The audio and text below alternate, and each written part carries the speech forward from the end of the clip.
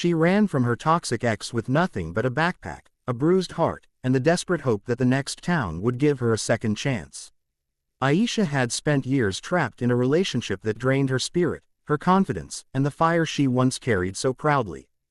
Her ex, Raza, had been charming at first, attentive, protective, sweet, but over time that sweetness had rotted into jealousy, control, and finally violence. One night, when she saw the rage in his eyes turn into something far darker than anger, she knew she had to escape or she wouldn't survive. And so she fled. She didn't know where she was going, only that she had to keep moving. Days later, exhausted and hungry, she stepped into a neon-lit street lined with small shops, food carts, and a bar with a flickering sign that read, "Midnight Ember." The warm glow spilling from its windows felt like refuge. She pushed the door open, and the scent of spices, music, and chatter wrapped around her like a blanket. Behind the counter stood a tall, impossibly calm man in a black shirt, sleeves rolled to his elbows, revealing tattoos that looked like stories carved into his skin. His eyes were sharp but strangely gentle when they landed on her. "Looking for something?" he asked. Aisha swallowed hard. "A job. Anything," she said. He studied her for a moment. Most men would have smirked or tried to flirt, but he only nodded.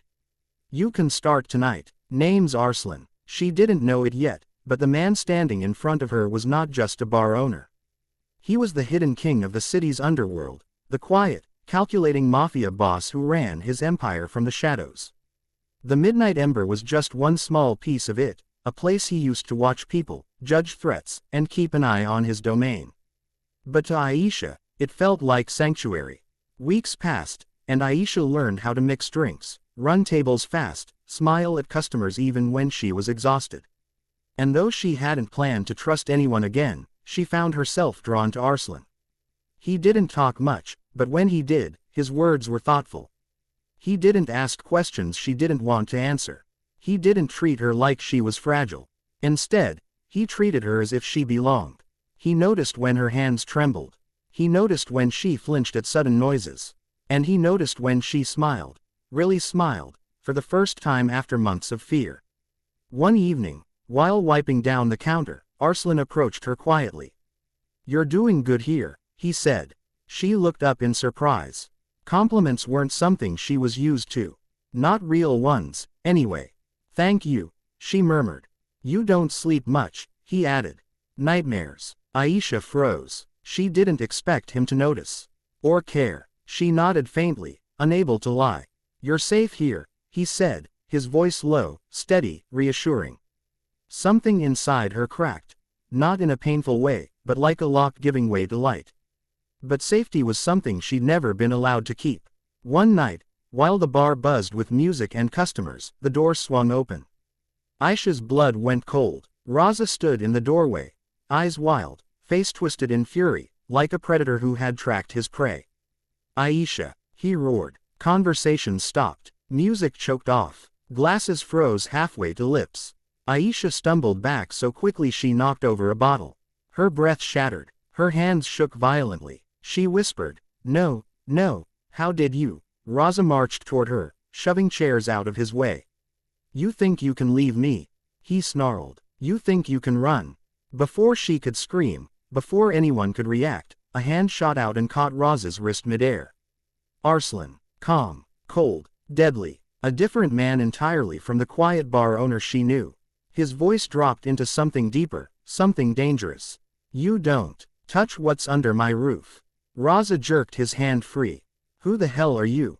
Arslan didn't answer. He didn't need to. At a slight tilt of his head, 3 men appeared from the shadows, men Aisha had assumed were regular customers. Their posture, their eyes, their silent alertness said otherwise.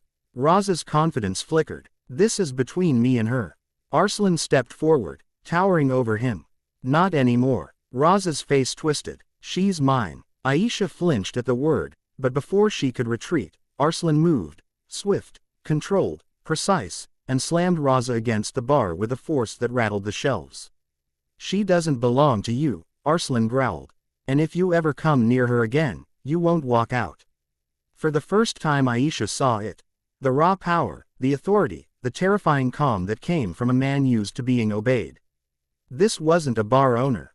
This was a boss. Raza struggled, eyes widening in panic. You don't know who I am, he spat. You don't know what I can do. Arslan leaned close, his voice almost a whisper. I know exactly what men like you do.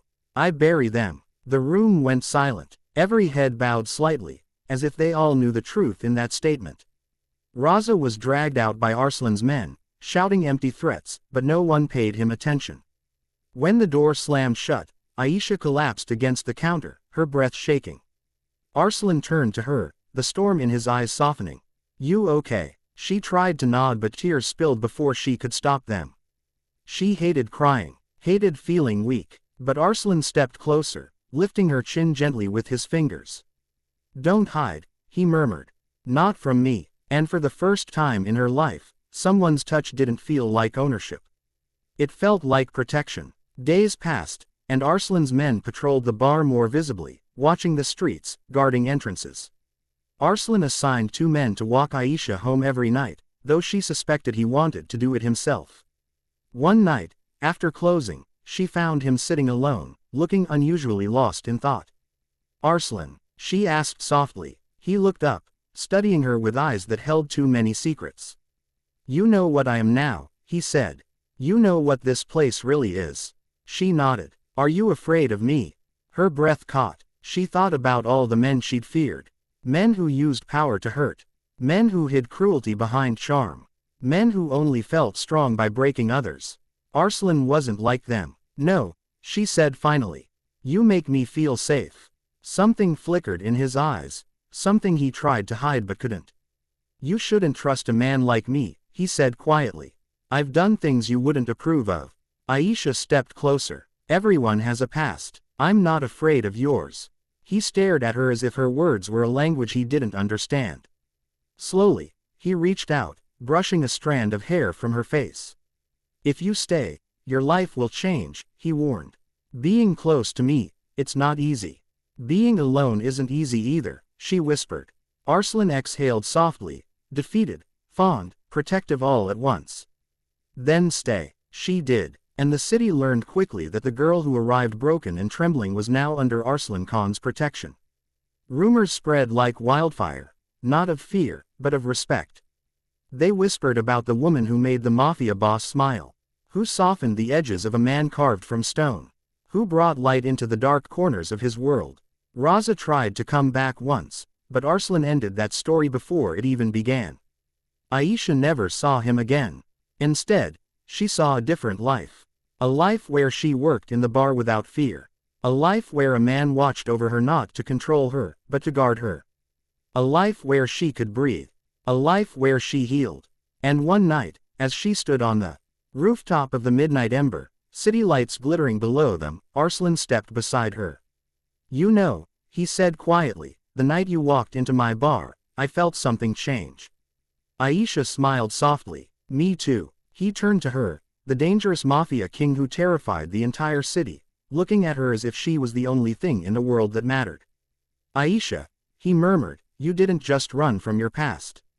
You ran into your future. And when she leaned into him, she knew he was right. Her past had chased her.